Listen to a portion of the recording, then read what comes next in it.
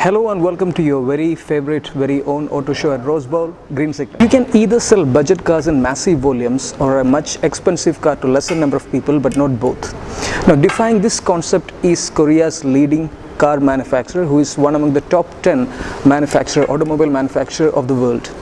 Now, Hyundai can sell a rupees 3 lakh Eon with much ease, and under the same roof they can sell a rupees 30 lakh Santa Fe just like that. But today we are actually discussing not about a Santa Fe or an Eon, it's about the spiritual successor of the Hyundai Xcent, which was discontinued. Now this car is the Hyundai Xcent. Hyundai Xcent is actually a grand i10 with a boot, and it plays a key role in the ever in demand sub 4 meter sedan segment. Now, as the name suggests, the Xcent, does it have the X factor to bring in the customers? Let's check it out.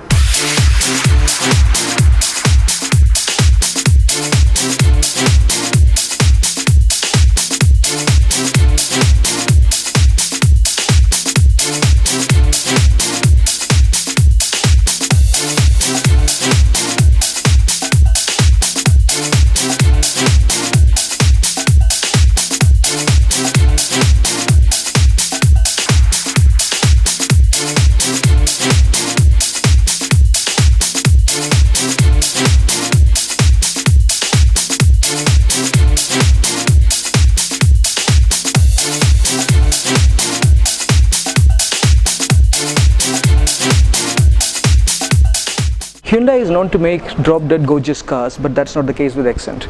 Now, as mentioned before, Xcent is a grand i10 with a boot, so that's what you can expect. The chrome and everything are used at the right proportion. The car is definitely a good-looking car, but you are not gonna skip a beat for sure.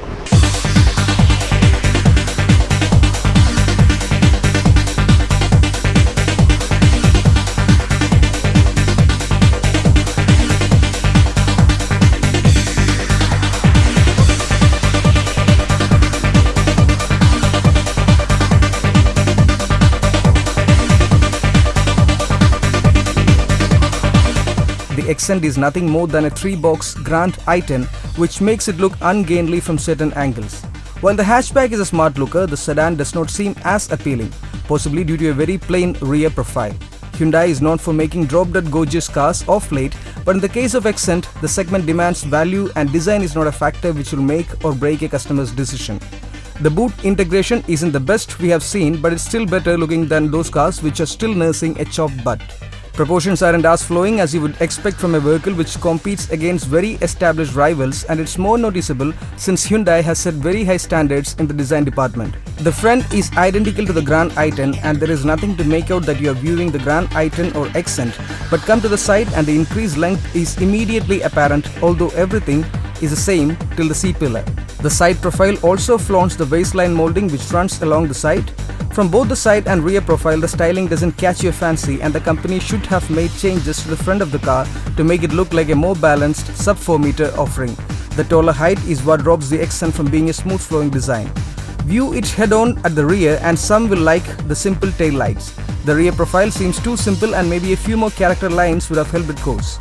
Chrome is used just in the right doors on the boot, and reflectors are provided on the bumper. The Xcent gets 15-inch diamond-cut alloy wheels on top variants against 14 inches offered on the Grand i10 and the lower variants of Xcent.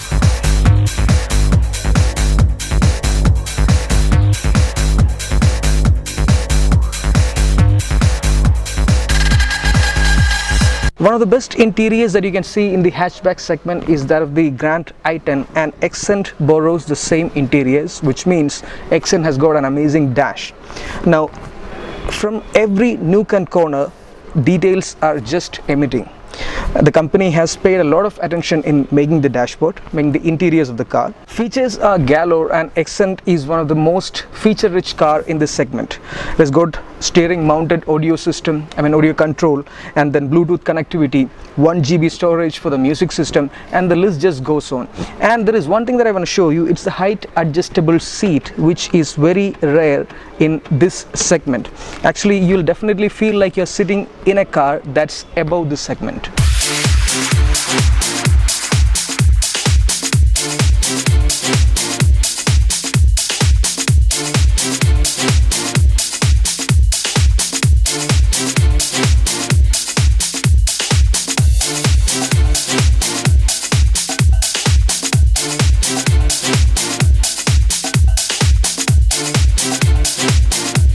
While the inside of the Xcent is almost identical to the Grand i10, there are a few changes done to the sedan for meeting the expectation of saloon car buyers. The Xcent gets a climate control AC, reverse guide camera. The Grand i10 only gets sensors, closed lid in front of the gear lever and a gear seat armrest with twin cup holders. The wheelbase is identical to the Grand i10 and there is a rear AC vent too. Space at the rear is plenty and the rear bench has been reclined a bit for added comfort. There is good amount of headroom for under 6 feet passengers and the doors open wide and the window area being generous for a good rear seat experience.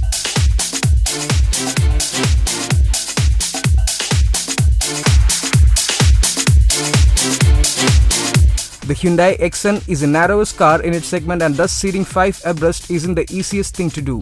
While other cars in the class are in 5-seaters, the Xcent 2 is best used as a 4-seater for longer journeys. The center headrest isn't adjustable while the other two at the rear are. But what goes in the Xcent's favor is a nearly flat floor at the rear which helps to accommodate the middle passenger. The seats are quite comfortable but the rear bench lacks adequate under-thigh support for tall passengers. The instrument cluster is well laid out but does not show average fuel economy and distance to empty. The AC deserves a special mention. In the burning sun, the AC managed to keep the car cool effortlessly with due help from the rear AC vent which enables faster and uniform cooling. There is no dearth of storage spaces inside the vehicle with abundant cubby holes for odds and ends. Even the glove box is cooled. The boot is the largest in the segment, 407 litres, and that was expected since the Grand i10 also has among the biggest boot in its class.